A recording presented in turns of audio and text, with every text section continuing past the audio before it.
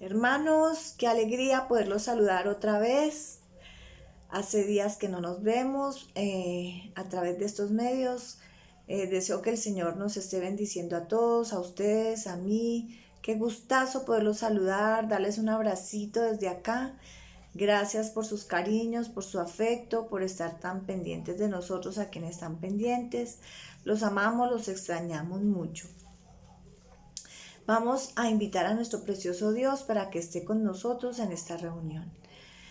Padre Santo, en el nombre de Jesucristo, tu Hijo amado, queremos invocar tu nombre para que estés en medio nuestro, para que todo lo que hagamos en este día sea para honrarte, para glorificarte, para que tú seas feliz, Señor, con nuestros saludos, con nuestra presencia, con nuestro cariño. Gracias, Señor, porque eres un Dios todopoderoso. Gracias, Señor, porque nos amas tanto. En tu nombre santo oramos, invocando tu Santo Espíritu alrededor nuestro y dentro de nosotros. En tu nombre santo oramos. Amén y amén. Les invito a que abran sus Biblias en el Salmo número 95, los versículos 1 al 7. Salmo 95, versículos 1 al 7. Y dice así la palabra del Señor. Venid, aclamemos alegremente a Jehová. Cantemos con júbilo a la roca de nuestra salvación. Lleguemos ante su presencia con alabanza. Aclamémosle con cánticos, porque Jehová es Dios grande y Rey grande sobre todos los dioses. Porque en su mano están las profundidades de la tierra y las alturas de los montes son suyas. Suya también el mar, pues él lo hizo. Suyo también el mar, pues él lo hizo, y sus manos formaron la tierra seca. Venid, adoremos y postrémonos, arrodillémonos delante de Jehová nuestro Hacedor, porque él es nuestro Dios, nosotros el pueblo de su prado y ovejas de su mano. Amén. Muy buenos días, hermanos. La palabra del Señor nos dice entonces que si nosotros no confesamos nuestros pecados y no los encubrimos, entonces no vamos a prosperar espiritualmente. Por eso en esta mañana vamos a confesar nuestras faltas al Señor. Como siempre, yo hago una oración muy general, pero usted hágala muy específica, muy concreta, de lo profundo de su corazón. Señor, en estos momentos llegamos ante tu presencia para darte gracias por la oportunidad que tú nos das de hablar contigo, Señor.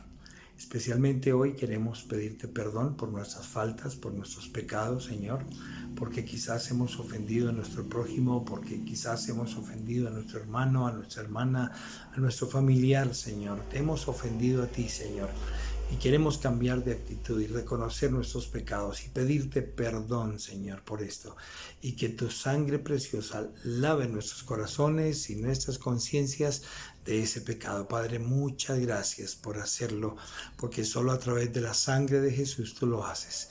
Hoy te bendecimos por eso y te adoramos. Y gracias por dar libertad a nuestros corazones. En Cristo Jesús. Amén, Señor, y amén. Gracias al Señor porque Él es el que nos limpia de todo pecado. Bueno, mis hermanos preciosos, damos gracias al Señor porque nos regala la vida, damos gracias por las personas que han cumplido años esta semana, especialmente damos gracias al Señor por la vida de Joan, que estuvo de cumpleaños el martes, y vamos a orar por él, amén.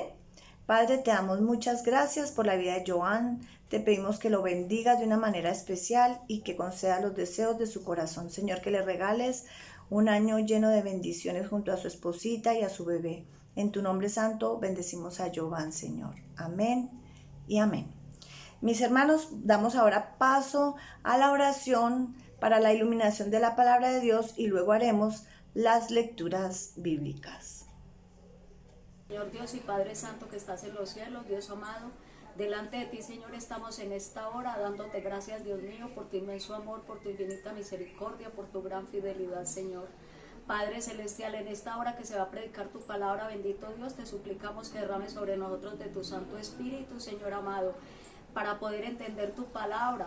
Ayúdanos, Dios mío, a poner tu palabra por obra, Señor, que no seamos oidores olvidadizos, Señor, sino que pongamos tu palabra por obra, Señor. Te suplicamos, Dios mío, que esa palabra la pongamos, Dios mío, en práctica todos los días, y te damos muchas gracias en el nombre del Señor Jesús. Amén y amén. Buenas hermanos, vamos a leer Isaías capítulo 45, versículos del 1 al 7. Así dice Jehová a su ungido, a Ciro, al cual tomé yo por su mano derecha, para sujetar naciones delante de él y desatar lomos de reyes, para abrir delante de él puertas y las puertas no se cerrarán. Yo iré delante de ti y enderezaré los lugares torcidos, quebrantaré puertas de bronce y cerrojos de hierro haré pedazos. Y te daré los tesoros escondidos y los secretos muy guardados, para que sepas que yo soy Jehová, el Dios de Israel, que te pongo nombre, por amor de mi siervo Jacob y de Israel mi escogido. Te llamé por tu nombre, te puse sobrenombre, aunque no me conociste. Yo soy Jehová, y ninguno más hay. No hay Dios fuera de mí.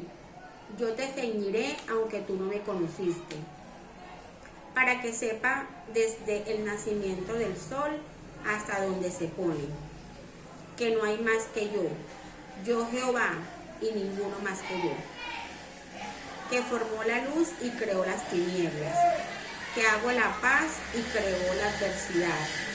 Yo Jehová soy el que hago todo esto. Amén. Primera de Tesalonicenses 1, del 2 al 5. Leo en el nombre del Padre, del Hijo y del Espíritu Santo. Damos siempre gracias a Dios por vosotros, haciendo memoria de vosotros en nuestras oraciones, acordándonos sin cesar delante del Dios y Padre nuestro de la obra de vuestra fe, del trabajo de vuestro amor y de vuestra constancia en la esperanza de nuestro Señor Jesucristo. Porque conocemos, hermanos amados de Dios, vuestra elección, pues nuestro evangelio no llegó a vosotros en palabras solamente, sino también en poder, en el Espíritu Santo y en plena certidumbre. Como bien sabéis, cuáles fuimos entre vosotros, por amor de vosotros. Amén. La palabra del Señor nos dice en el Evangelio de Juan, capítulo 9, leemos del versículo 1 al 12. Al pasar Jesús vio a un hombre ciego de nacimiento y le preguntaron sus discípulos diciendo: Rabí, ¿quién pecó, este o sus padres, para que haya nacido ciego? Respondió Jesús: no es que pecó este ni sus padres, sino para que las obras de Dios se manifiesten en él. Me es necesario hacer las obras del que me envió, entre tanto que el día dura.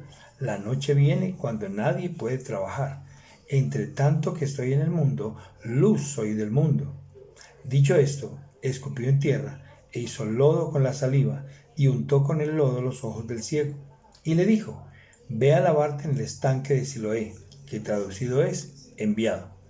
Fue entonces y se lavó y regresó viendo.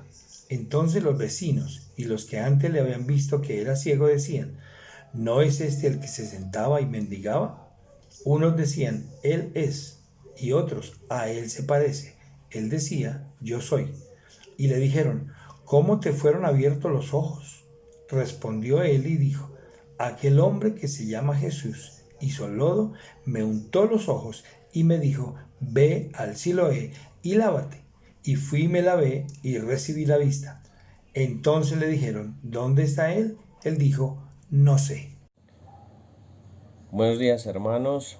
Qué bueno compartir de nuevo la palabra con ustedes. Espero se encuentren muy bien. Espero que el Señor les esté bendiciendo y que este tiempo de hoy pueda ser grato.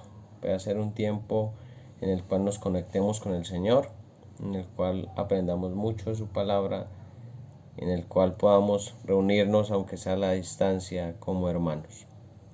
Hoy vamos a compartir un texto en el libro de Juan, capítulo 9. Vamos a leer desde el versículo 1 hasta el versículo 12. Y vamos a mencionar algunas cosas de allí. Así que los invito a buscar en sus Biblias este texto y podamos juntos acercarnos a él.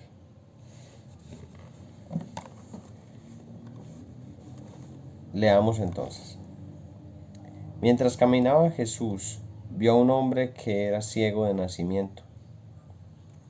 Rabí, ¿por qué nació ciego este hombre?, le preguntaron sus discípulos. ¿Fue por sus propios pecados o por los de sus padres? No fue por sus pecados, ni tampoco por los de sus padres, contestó Jesús. Nació ciego para que todos vieran el poder de Dios en él. Debemos llevar a cabo cuanto antes las tareas que nos encargó el que nos envió. Pronto viene la noche cuando nadie puede trabajar. Pero mientras estoy aquí en el mundo, yo soy la luz del mundo. Luego escupió en el suelo, hizo lodo con la saliva y lo untó en los ojos del ciego. Le dijo: Ve a lavarte en el estanque de Siloé. Siloé significa enviado. Entonces el hombre fue, se lavó y regresó viendo. Sus vecinos y otros que lo conocían como un pordiosero ciego se preguntaban: ¿no es ese el hombre que solía sentarse a mendigar? Algunos decían que sí y otros decían: no, solo se le parece. Pero el mendigo seguía diciendo: sí, soy yo. Le preguntaron: ¿quién te sanó? ¿Cómo sucedió? Él les dijo: el hombre al que llaman Jesús hizo lodo, me lo untó en los ojos y me dijo: ve al estanque de Siloé y lávate. Entonces fui y me lavé y ahora puedo ver. ¿Dónde está él ahora?, le preguntaron. No lo sé, contestó. Entonces aquí está la historia de un joven que era ciego. Esta historia no termina aquí, va hasta el versículo 41. Es una historia muy interesante, es una historia muy hermosa. Una historia en la que nos podríamos quedar más o menos unos 4 domingos predicando, hablando de ella, porque tiene tanta información, tiene tantas cosas importantes esta historia, tiene tanto que decirnos Dios por medio de esta historia. Pero hoy solamente vamos a tomar esta primera parte hasta el versículo 12 y vamos a extraer de allí algunas cosas.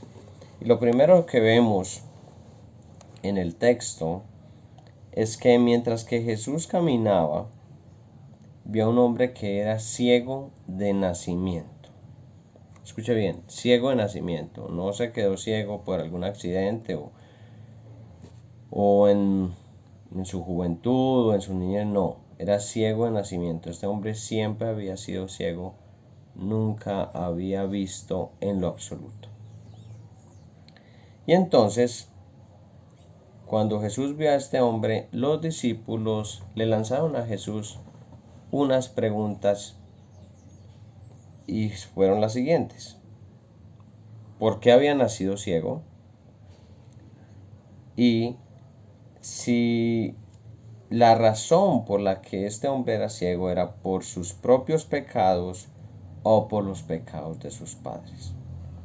Y parece que esto de echarle la culpa a los pecados o relacionar el pecado con la ceguera o el pecado con la enfermedad, parece que nos está mostrando que había un pensamiento dentro de los judíos que los llevaba a relacionar esto, que los llevaba a pensar que aquel que estaba enfermo de alguna enfermedad particular, en este caso la ceguera, entonces era debido al pecado, ya fuera por la misma persona o porque sus padres, sus antepasados lo hubieran hecho. Más o menos lo que hay allí en el aire, en las mentes judías. Pues los discípulos no están sacando esto de su propia mente, es porque muy posiblemente ya lo han escuchado. De hecho, la ceguera era algo muy común en los tiempos antiguos. ¿Por qué? Había poca agua, debió haber como no había buena agua, la parte de la salubridad, del aseo, de la higiene era escasa. Entonces las enfermedades en los ojos eran comunes y no habían muchas curas. Entonces, por ende, las personas podían sufrir de problemas en su vista muy a menudo.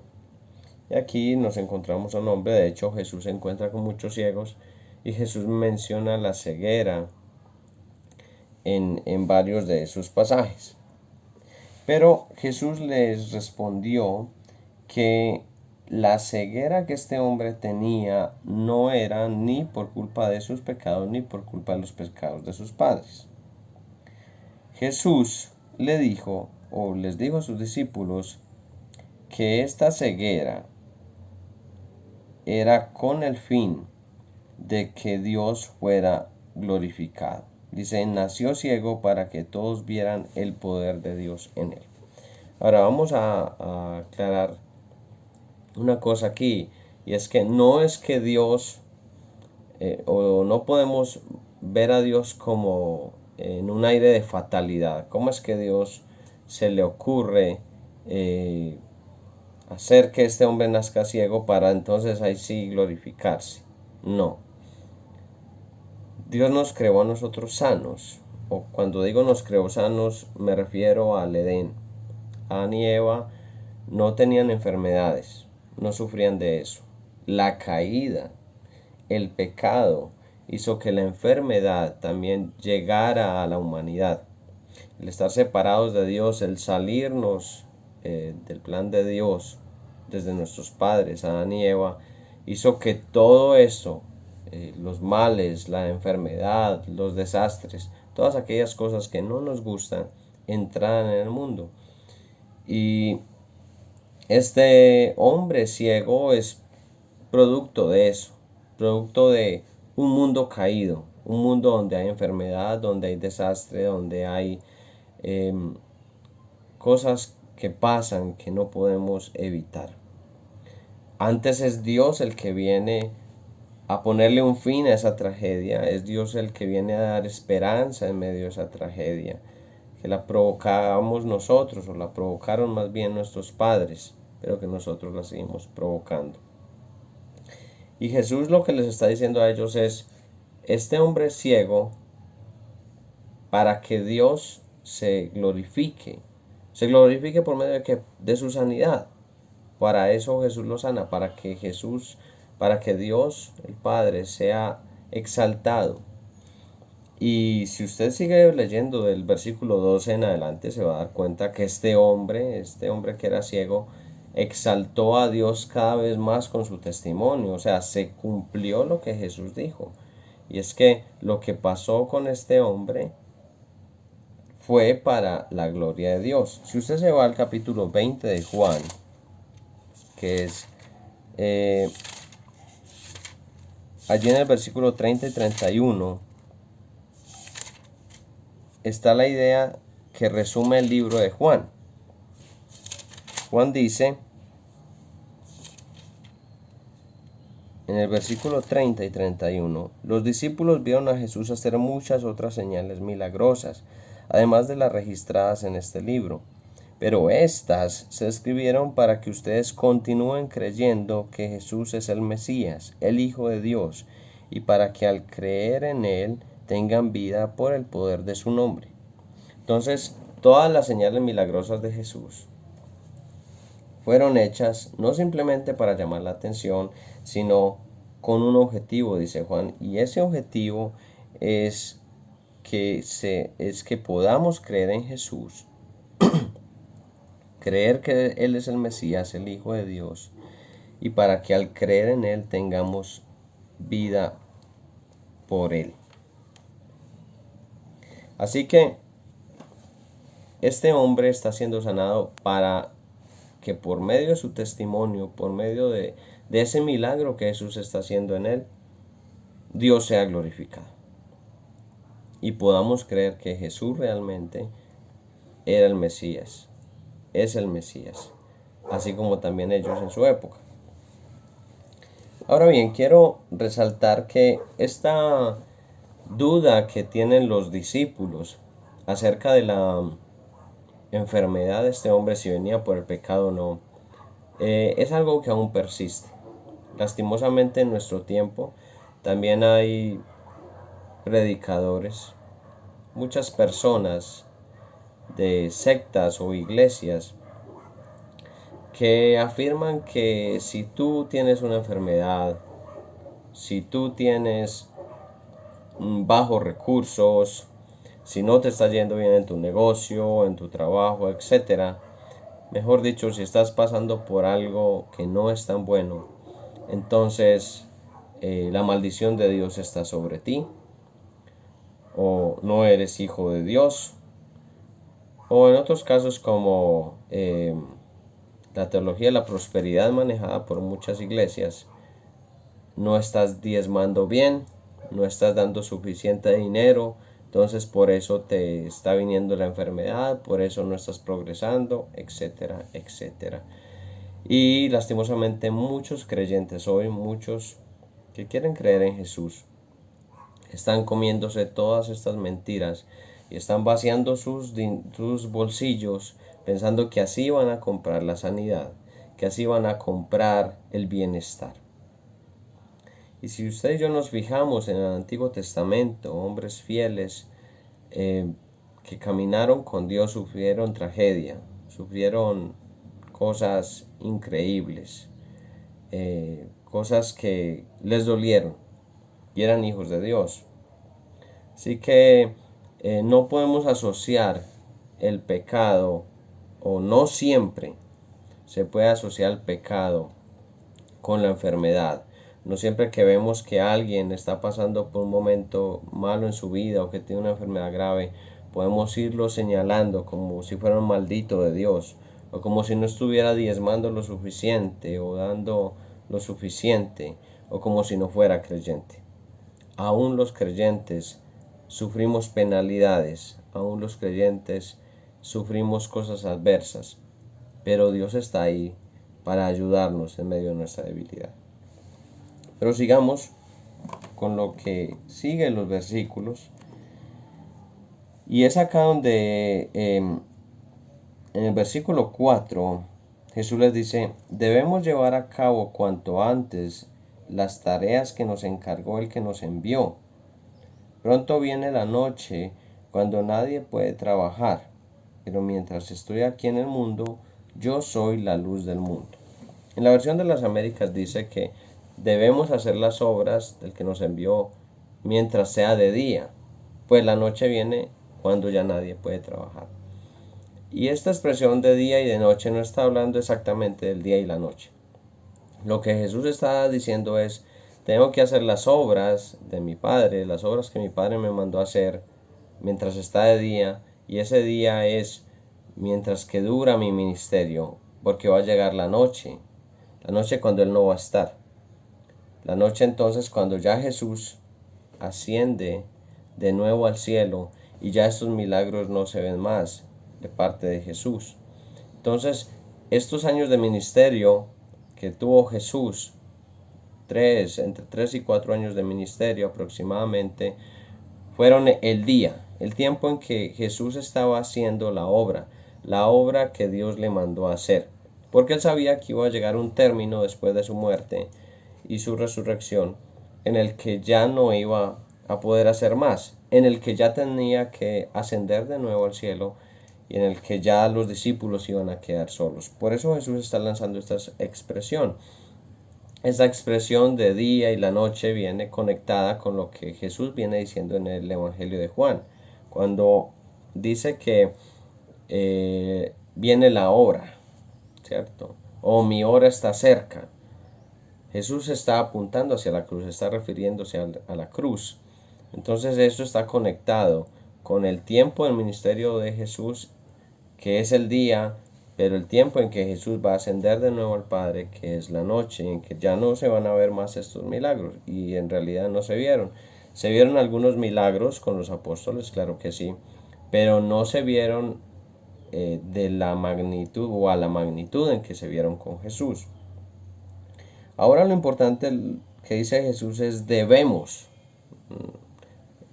Qué raro que no está hablando del solo, está hablando en plural. Debemos hacer las obras del Padre mientras que es de día. Y entonces, posteriormente dice que Él tomó del suelo lodo, tomó saliva y escupió en el suelo, hizo lodo, le untó en los ojos al ciego, le dijo que fuera a lavarse a un estanque que se llama Siloé, que la traducción en hebreo era enviado. Entonces el hombre fue y se lavó y regresó viendo. Jesús viene diciendo que Él es el enviado de Dios.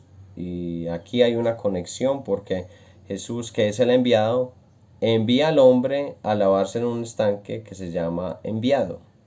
El único estanque que había allí, que era un estanque de purificación, un estanque que se usaba en la fiesta de los tabernáculos. Pero no es entonces el estanque lo que sana al hombre, no. Es el enviado de Dios, o sea, Jesús, el que lo sana. A hacer hincapié en esto. Y aquí el hombre obedece inmediatamente y queda sano. Y entonces cuando queda sano, dice que regresó viendo, el hombre lleva a cabo la orden de Jesús inmediatamente. No se pone a pensar como, ¿será que sí? ¿Será que no? ¿Será que sí? ¿Será que no voy a estar por allá? En fin, dice que él entonces fue, se lavó y regresó viendo. Es una acción continua. Fue, se lavó y regresó. Entonces los vecinos comenzaron a preguntarse entre ellos, bueno, este no era el pordiosero, el mendigo, ¿cierto? O sea que no era solamente ciego, tenía una condición difícil, le tocaba mendigar para poder subsistir. Y entonces había entre la gente la disputa entre si es, no es, se parece, no se parece, será que sí es, se parece al ciego, no, pero ya está viendo, qué raro. Y el que era ciego decía, claro, soy yo soy él, ¿cierto? Y le preguntaron entonces, bueno, ¿y qué pasó? Y él les contó que Jesús le había puesto lodo en los ojos y él se lavó y regresó viendo. Y el hombre, y finalmente le pregunta en el versículo 12, y bueno, ¿y dónde está Jesús? Y él dijo, bueno, no lo sé. Y es aquí donde esto tiene una gran importancia para nosotros. Desde el punto donde Jesús dice, debemos hacer las obras del día, las obras del que nos envió, debemos hacerlas de día, porque la noche viene, ¿cierto? Jesús cumple lo que el Padre le mandó hacer mientras que Él está en la tierra. De hecho dice en el versículo 5, mientras estoy aquí en el mundo, yo soy la luz del mundo. Pero sabe, esto no solamente le concierne a Jesús. Esto también nos concierne a cada uno de nosotros hoy. Porque al igual que Jesús, nosotros también somos la luz del mundo. La palabra de Dios dice que nosotros hemos sido puestos como una vela o como una lámpara, como una luz, ¿cierto? Para alumbrar. Nuestra misión como creyentes es alumbrar a aquellos que no tienen luz. Es ser de testimonio, es ser de luz a otros. Y lo que Jesús está diciendo es, mientras que soy luz en el mundo, mientras que estoy aquí en el mundo, voy a hacer las obras del Padre. Voy a hacer la voluntad del Padre. Voy a hacer lo que el Padre me ha mandado hacer. Y la pregunta sería si nosotros como creyentes, que se supone que somos la luz de este mundo, y más en estos tiempos tan difíciles como los que hemos vivido en este año, en realidad estamos haciendo la voluntad de Dios. En realidad estamos alumbrando a otros. O estamos como dice la misma palabra, que no se puede poner una vela debajo de una mesa, pues no cumple su objetivo. El objetivo de la vela es estar en lo alto para que alumbre en medio de la oscuridad. Y la pregunta es si nosotros estamos alumbrando en medio de la oscuridad que nos rodea, en medio de nuestros vecinos, nuestro lugar de trabajo, en medio de aquellos que no tienen esperanza, o nos estamos guardando el conocimiento, la bendición del Señor para nosotros mismos y no queremos darle a nadie más.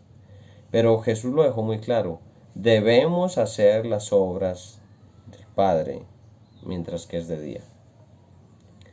Nosotros hoy como creyentes en el 2020 debemos hacer las obras de nuestro Padre mientras que estamos en este mundo, porque va a llegar un momento en que nos vamos a morir, no vamos a existir más.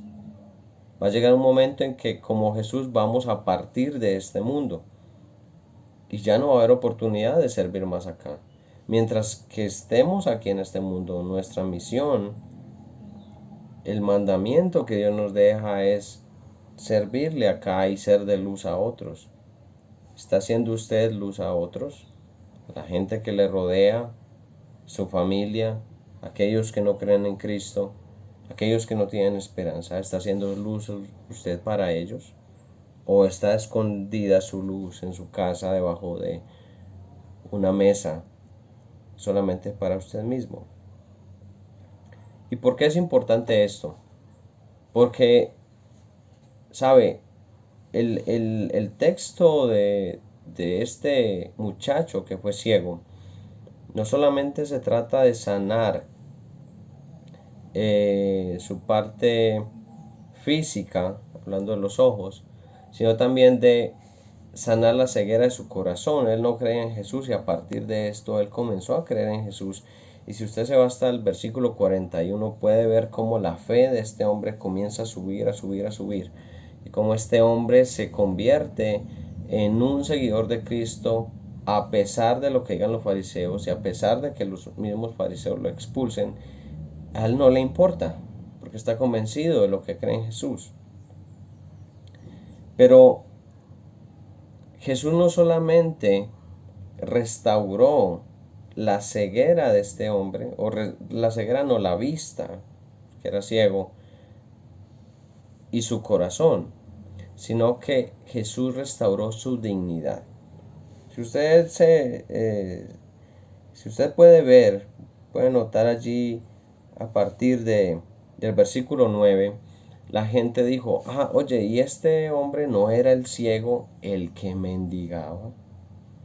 ¿Sabe? La condición de este joven era deplorable, porque no solamente era ciego, le tocaba mendigar, le tocaba pedir. O sea, aparte de que era ciego, también era mendigo. Le tocaba pedir limosna. Pero el milagro que Jesús hace en él permite que no solamente sea restaurada su vista, sino que sea restaurada su vida como ser humano, su dignidad y su honra. Pues ya este hombre viendo no iba a tener que pedir más en las calles. Ya podría conseguirse un trabajo, podría tener la misma honra que otra persona con un buen empleo, o al menos con un empleo digno. ¿Sabe? A Dios no solamente le importa nuestra área espiritual como muchos piensan. A Dios le importa el todo del ser humano. Cada área del ser humano es de interés para Dios. Y aquí Jesús está haciendo que todo el ser de este hombre que era ciego sea restaurado. Me imagino que este hombre quedó profundamente agradecido con Jesús después de ese milagro. Porque no solamente podía ver, sino que podía trabajar, podía cambiar de vida, podía ser alguien, podía dejar de ser señalado por los demás.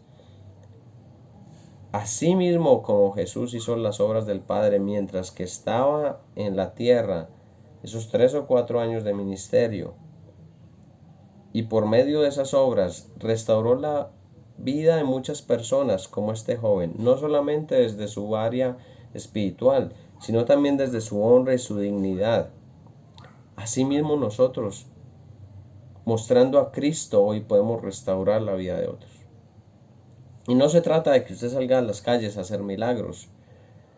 No se trata de que usted busque la manera de hacerle un milagro a alguien, de restaurarle a alguien. Tal vez no se dé. Pero sabe, cuando usted y yo compartimos el evangelio con otra persona, le estamos dando la oportunidad de que esa persona se dignifique. No solamente que conozca a Cristo, no solamente que su vida espiritual se enfoque. No, también le estamos dando la oportunidad de que su vida secular se enfoque. Cuando una persona conoce a Cristo, replantea sus caminos, replantea su manera de vivir, replantea en qué trabaja, replantea qué estudia, replantea cómo quiere vivir el resto de su vida. Muchas personas cuando conocen a Cristo dejan trabajos que ellos saben que no honran a Dios para pasar a trabajos que sí lo honran. Dejan de ser los alcohólicos o los drogadictos tal vez, que afectaban a una sociedad y que influenciaban a otros, para pasar a ayudar a otros. ¿Sabe? El conocer a Cristo no solamente me restaura desde mi vida espiritual, también me restaura en mi relación con el resto de la gente, con el mundo donde yo vivo. Restaura mi honra. Cuando una persona conoce a Cristo, es honrada. La gente ya no lo ve como lo veía antes, lo ve más alto, porque ve que su estándar de vida ha subido. La persona que conoce a Cristo, que ha tenido un verdadero encuentro con Dios, su estándar de vida sube, porque la persona ya tiene una manera más aterrizada de ver la vida con base en los propósitos de Dios. ¿Cuál es la invitación de hoy? Que usted y yo podamos hacer las obras de Dios en este tiempo en que estamos vivos, en que Dios todavía nos tiene aquí. Porque sabe, al servirle a Dios y al ser luz para otros, no solamente les estamos dando esperanza de vida eterna, también les estamos dando esperanza para que sus vidas cambien, para que sean dignificados, para que la honra que han perdido vuelvan a recuperarla, para que sean mirados de otra forma, así como fue mirado este joven que recuperó su vista y que obviamente la gente no lo volvió a ver como el mendigo, no volvió a tener la gente el mismo concepto que tenía de él. Hagamos la obra que Dios nos ha mandado a hacer y vamos a ver grandes milagros en la vida de los demás. Espero que este mensaje haya sido de bendición y que nos lleve a hacer las obras de Dios, nos lleve a preguntarnos cuál es la voluntad de Dios en mi vida y qué quiere Dios que yo haga, no en mí, en los demás, por los demás. ¿Cómo quiere Dios que yo lleve su luz a los demás, a los que me rodean? Bueno, nos vemos en una próxima ocasión y que el Señor les continúe bendiciendo a todos. Chao, chao.